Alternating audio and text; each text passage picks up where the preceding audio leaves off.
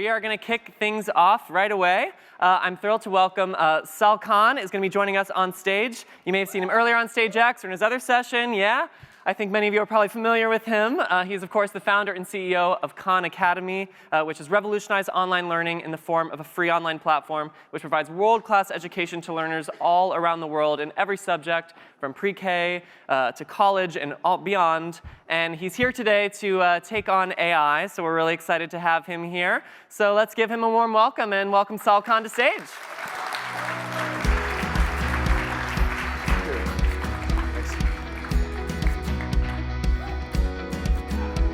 Thanks, everyone, for coming and packing in. Thank you. And I was told for the remote audience to introduce myself. I'm Sal. I'm the founder of Khan Academy. I don't know where the cameras are. But what we're going to do a little bit, as was promised, is talk a little bit about artificial intelligence. And for anyone who's been paying attention, the headlines have, oh, whoops, let me go back. Go back one. These are the headlines that people have been seeing. Essentially, the narrative has been that ChatGPT is going to allow students to cheat, especially on their writing, and because they're going to be able to cheat, it's going to completely undermine their education. We know it doesn't just do writing, it could solve math problems, it can do other things. And this has caused a crisis, and we see people banning it and trying to figure out what to do with it. And not all of this is unwarranted. I mean, some of these things are very real. But what I want to talk to you all about is, I think there's some legitimate ways to mitigate these risks, so frankly they can't or they won't happen, and use technology, use the underlying technology. Sometimes ChatGPT gets commingled with GPT-3 or GPT-4, but the underlying technology with a different application interface, I'll make the argument, can be a dramatic accelerator for educators. And the way that we're approaching it is we're thinking about is that what if you could give and this is something that Khan Academy has always tried to approach, what if you could give every student on the planet something that approximates or even kind of is a personal one-to-one tutor? And what if you could give every teacher on the planet something that approximates or essentially starts to become a teaching assistant or even an army of teaching assistants for that teacher? And I know I'm preaching to the choir a little bit here, but just to hit the point home of what a big deal that would be for education, I show these screenshots from Benjamin Bloom's famous 2 Sigma study back in 1984.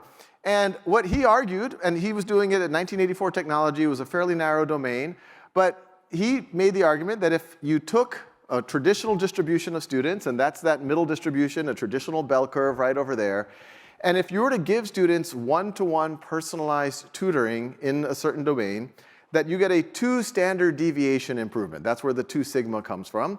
And what it would essentially do is turn that bell curve in the middle to that distribution on the right.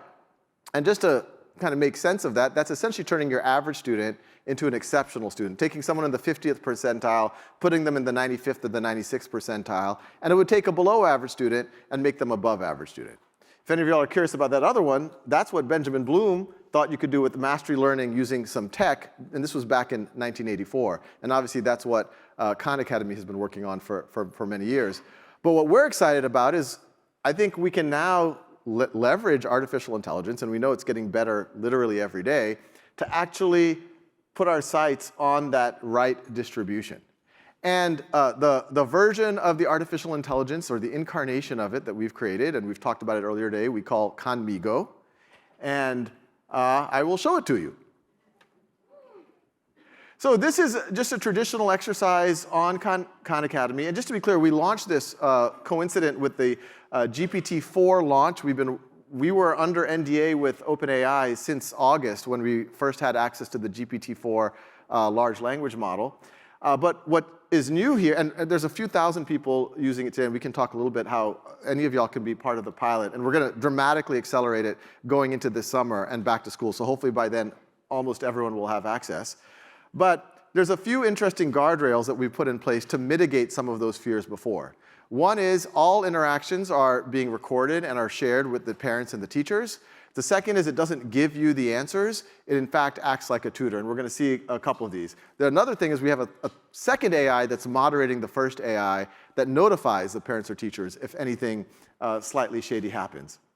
But when a student clicks on Conmigo, it has the context of everything they're doing. Notice I'm highlighting that the conversation is recorded by your teacher. And here the student says, "Tell me the answer." Very entitled student. And Conmigo says, no, let's work through the problem. What do you think is the next step? And then notice the student is actually distributing incorrectly here.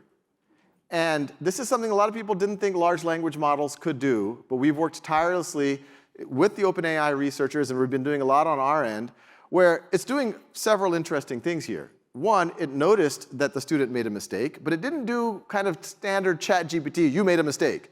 It's saying, I see that you simplified the equation, but I'm curious how you got to that step. That's what a good, can you explain your thought process? Remember, we need to distribute the -2 to both the 9 and the 2m inside the parentheses. Let's try that step again.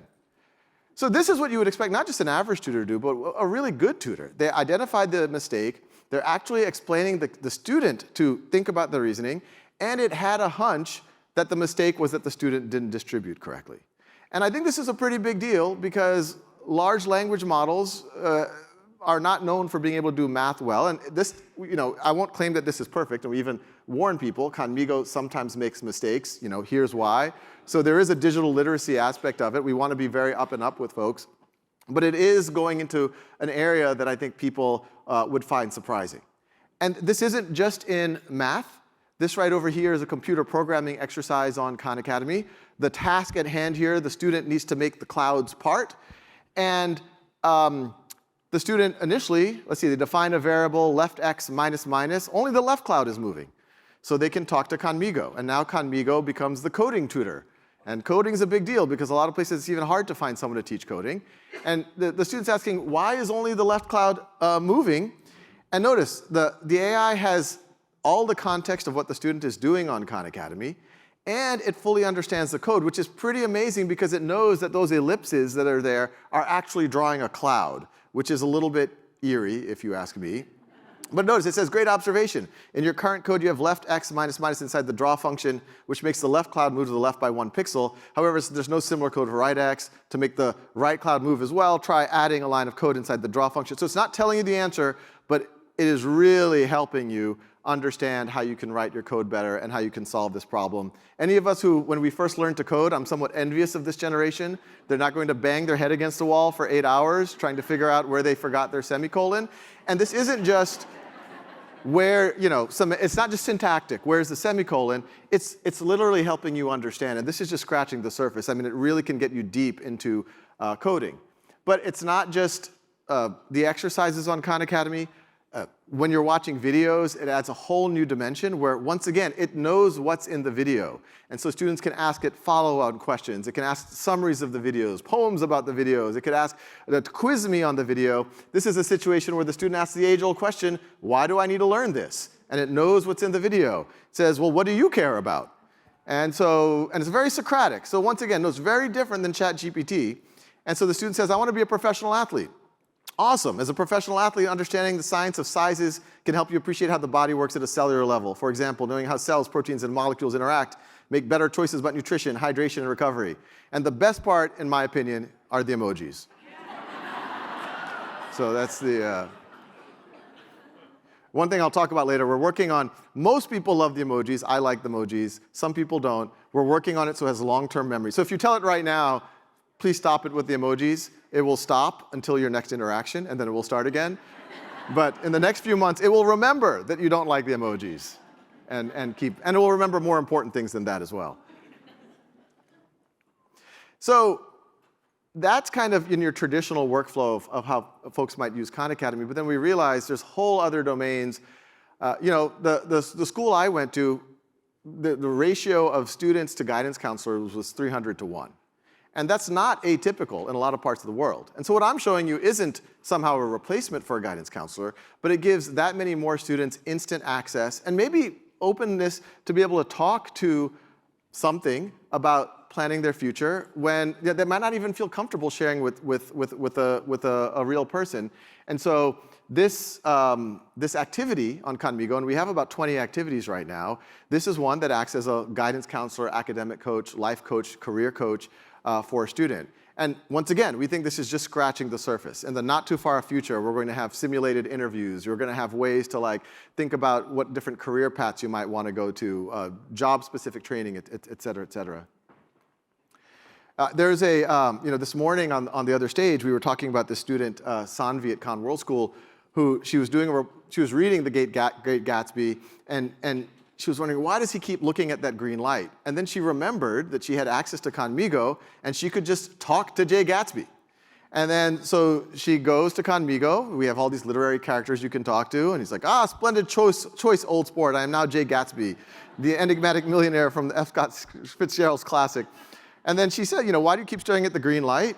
The green light, old sport. It's a symbol of my dreams and desires, you see. It's situated at the end of Daisy Buchanan's dock, across the bay from my mansion. I gaze at it longingly. And and as I said earlier today, Sanvi ended up having and notice it's not just answering questions. That last sentence, now tell me, have you ever had a dream or desire that seemed just out of reach? So the AI is actually driving the conversation, and it's engaging. And Sanvi told me, and she's a ninth grader, that she ended up having like a 2-hour conversation with Jay Gatsby, and then apologized for taking his time. She's like, oh, you're very busy, Mr. Gatsby. But this is just a sense of like things that are complete science fiction are now, and one of the ideas for this is when we were piloting it and we were still under NDA, I had an activity where, and I'll show it to you later, where you write a story with the AI, not the AI writes the story for you. And I was doing this with my daughter, and my daughter was writing a story with the AI about a social media influencer who was stuck on a desert island without internet.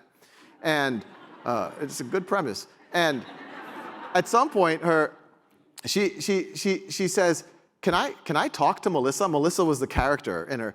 And then I said, I don't see why not. And then so not only did she didn't talk to Jay Gatsby, she talked to a character that she herself invented. And then they kind of started to problem solve. And then like the character's like, I'm so stressed out. This island is so beautiful, but I don't have access to Insta. How am I going to share it? And my daughter started to say like, it's okay, Melissa. You should just live in the moment. You should enjoy the beach. And I was like, this is happening. This is science fiction, but it's happening right here. And I was like, we've got to put this in a box somehow and ship it. And this is the type of, and you can talk to historic figures, Julius Caesar, Frederick Douglass, you name it, you can talk to them. Coming in the not too far future, this was an idea from a friend, we might have talking to inanimate objects. You can talk to the Mississippi River. You could talk to the Pyramid of Giza. You could talk to, let it tell the stories that it's seen. And you could imagine it just brings the world a richness that would have seemed like science fiction not too long ago. This is another thing that I think we all as educators dream of. We know that real interaction, a Socratic dialogue, the Harkness method, whatever you want to call it, case-based method is one of the gold standards in education, but we don't see it often enough. And even where you do see it, it works for some students, usually the students who are more confident, more extroverted, but it doesn't work for a lot of the kids who are a little bit more introverted, like to put their thoughts together. And so, and this, once again, is something we transplanted from Khan World School, where we have a live daily seminar. We took those same topics of, should CRISPR be allowed to edit the human genome? Should we cancel student debt? And we've allowed now the students can debate the AI. They can take one side of the debate, and then the AI can take the other side of the debate. So here the student, let's debate canceling student debt. The student is saying, I'm against canceling. It doesn't address high college costs. It's unfair to those who paid. And then the AI goes back. I see your point. It's true that canceling debt might not address the root cause of high college costs. However, let's consider that canceling debt could give many people a fresh start. So you go back and forth, and then if you want to go the other way, it'll take the other side. And we've already gotten very strong feedback. The first two schools that use Khan Lab School, Khan World School, and we're now starting to roll out with some of our close district partners. We're getting high school students saying, this is so powerful, I can fine-tune my arguments without fear of judgment, without fear of saying something that makes me not look smart or something that might inadvertently offend someone. I can now test out my arguments in a safe setting. This is that activity I was talking to you about. I imagine it for younger students, but it's frankly fun for everyone. A lot of the narrative of ChatGPT is it's going to write your stories for you. This is showing that it can write with you. So here, the student wants to write a horror story, and then it says, ooh, a horror story, how spine-tingling and thrilling. Let's dive into the world of eerie shadows and chilling mysteries. Notice, this is very different than the language you'll get from ChatGPT, even if it's using GPT-4. And it shows the importance of putting care into the art of how you get these AIs to behave. This is really an engaging co-writer, writing coach with the student. And so the student wrote the first sentence, first two. Beatrice was a misunderstood ghost. She wanted to make friends, but kept scaring them by accident. And then the AI says, poor Beatrice, a lonely spirit yearning for companionship. One day she stumbled, and then it says, now it's your turn. Write the next two sentences, and once again, the emojis. You can't get enough of those. Now everything I've shown is actually already part of the Conmigo beta pilot that people, and hopefully many of y'all are already starting to use. What I'm showing you now, we haven't shown before, and this is our direct answer to the direct fears of that first slide of people thinking that ChatGPT is going to undermine English and language arts education, especially reading comprehension writing. This shows what I think the future of reading comprehension practice and assessment is going to look like. And so here a student is reading a passage, and then there's little bubbles there where they're essentially signaling to the AI that they've gotten to that part. And then the AI can ask them questions about the passage, including highlighting parts of the passage. What does relented mean in that context? Why does the author use that word? Does that justify the claim? And once again, it's able to work with the student as long as necessary in order to make sure that they're really comprehending what's going on there. And then if, let's say there's a writing part that's attached to it, or maybe there's just an independent writing assignment, and I'm skipping through a lot here. You see that whole outline part. You can work with the AI to develop your outline. It'll help put the pieces in. But once again, you're doing most of the work. But then, let's say you did the work and you want to get feedback on your essay. And this is all a working prototype right now. I'm hoping that we're going to be able to launch this before this coming back to school. The student can say, give me feedback. And then the AI says, well, what kind of feedback do you want? Do you want the evidence, support with claim, introduction? In this case, the student says, I want to see what, where I'm not supporting my claim. And the AI can highlight parts of the passage, just as what a good writing coach would do.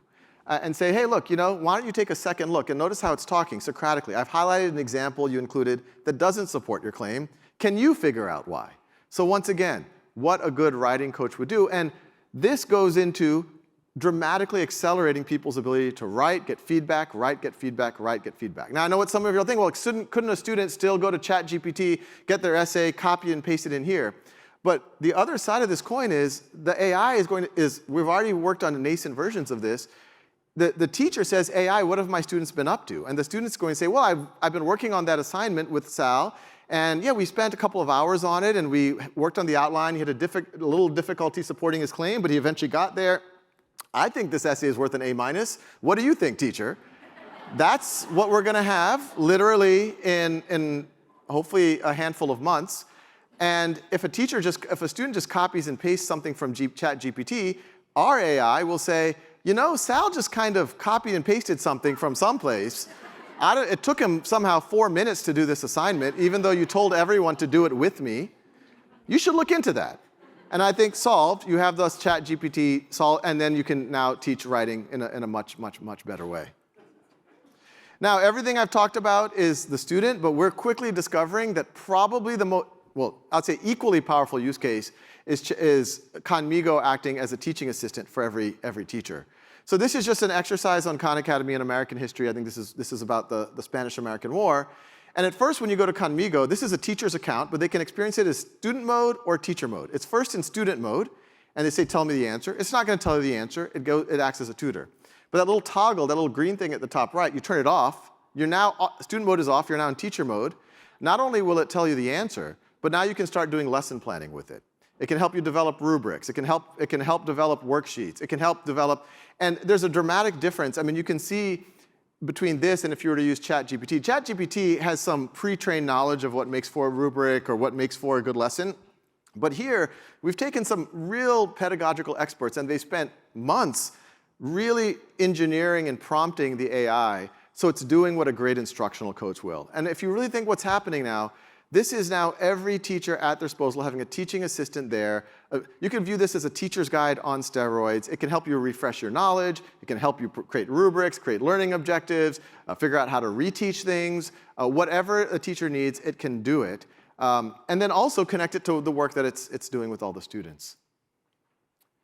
So one of the things that I keep talking about is how we use the AIs matter a lot. It's not just about the AIs. And that first slide I showed you where it was getting the math right, that wasn't by accident. We've been working about 8 months on this, and I'll show you one idea that y'all might find a little bit eerie, but it just shows you that if you put enough care, some of these problems are solvable, and that's the idea of AI thoughts. And this was an idea that actually one of the OpenAI researchers gave us, which is like, if we allow the tutor to think before it speaks, its accuracy might go up pretty dramatically. And that actually turns out. So what you see on the right is an actual example of an AI thought. And what that means is the AI, before it tells the student what it thinks, it constructs a thought for itself.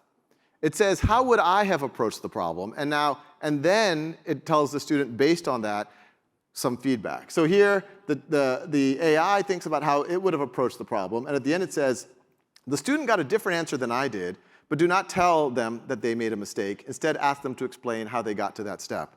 So once again, if you think about it, if you've ever tutored, it's kind of what goes on in your own mind when you're doing it. And once again, if you just started talking as soon as a student gave an answer, you probably wouldn't give them good feedback. But if you think about it yourself and then give them feedback, and not just tell them they're wrong, because you might be wrong too, as the AI can sometimes be, you get them to explain their reasoning. And the power of this is when the student explains their reasoning, that's when the large language model is really good. This is something that teachers in every subject have always wanted, but it's always hard to grade.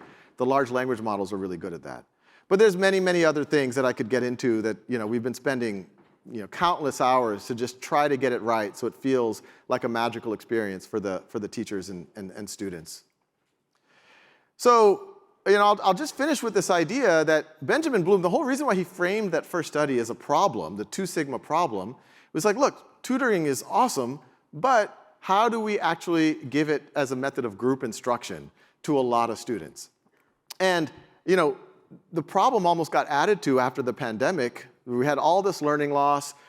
We had a lot of ESSER funds flowing in from the federal government, and most people's reaction was like, okay, I've read Benjamin Bloom, let's get tutors for all the students. And that we know that even though it's cost a lot of money, it's had limited results. And most of the retrospective has been, it's because the tutoring wasn't there when the students needed it, and it wasn't connected to what they were learning in the classroom. So there's something powerful about an artificially intelligent tutor that's integrated with the student's work, because it is going to be there when they need it, it has the context of what they're doing, and it is directly connected to the teacher. It can tell the teacher, yes, this is what the students have been working on, this is where they're struggling, here's a lesson plan, or something that we could start working on as a lesson plan to help tweak whatever you need to do. So I think this is going to turn, and it's not conjecture, this is literally happening. We launched the first version 4 weeks ago, and it's accelerating going through the summer. It's there for this back to school. It's really the 2 sigma opportunity. We're going to be able to leverage this to give every teacher a teaching assistant, every student a tutor. And this coming soon stuff, I showed you the interactive reading comprehension, the essay drafting feedback tools. The AI memory, I kind of joked about it from like remembering that you don't like emojis, but think about what that does for a long-lasting relationship with a tutor. We're already storing all of the interactions. We're already starting to create reports for teachers so they can talk to the AI and say, what have my students been up to? Are there areas that I need to work on? What do you recommend? But then you could also imagine that when the AI recognizes oh yeah, I remember that you want to be a professional athlete, so let's think about it this way. It doesn't have to keep asking you every time. It can actually build on it and say, hey, and one of the things I really hope to do that we do at KLS is advisory sessions. You told me that you were going to achieve these goals over the past week. A week has gone by. Have you achieved those goals? Why or why not? Well, let's talk about it. Let's work through that type of stuff. All of this stuff isn't science fiction. The last piece that I'm really excited about is the AI being able to be a facilitator between the people in the room, between the teacher, the student, the parents, and also to be able to facilitate multi-user interactions. You saw that debate? Imagine an AI facilitating a breakout group amongst 3 or 4 students, and then reporting it back to the teacher about what the students were able to do, where they might need extra help, or all of that. So it's an exciting time, and I'll just leave with one finishing thought. There's kind of 2 camps in AI broadly, not just in education. There's folks who are like, oh, this stuff's scary. I've read the dystopian science fiction novels. Let's just hide, or let's just slow it down or pause. And the other group is like, well, this is cool. Let's just use it. Industrial Revolution worked out. This will work out as well. And I think both parties need to introspect on it a little bit. I think let's just pause this. I think that crowd, it almost will become a self-fulfilling prophecy, where if you pause, the people who will pause are going to be the rule followers and the people who want to do right by folks. The people who won't pause, now I'm speaking broader than education, are the criminal organizations, the authoritarian governments, et cetera, and honestly, probably even edtech organizations that are less scrupulous about following the rules or doing right by learners. So I don't think that actually leads to the best outcome. That actually becomes a dystopian outcome. And those who are excited, I think we can't just say, well, the Industrial Revolution worked out, this is all going to work out, we just have to have faith. I think this is a moment where all of us, everyone at this conference, really, we kind of have to, run as fast as we can to put the right guardrails in place, to put the safety measures in place, to harness the positives of the AI to accelerate the lives of as many learners and teachers as possible. Thank you.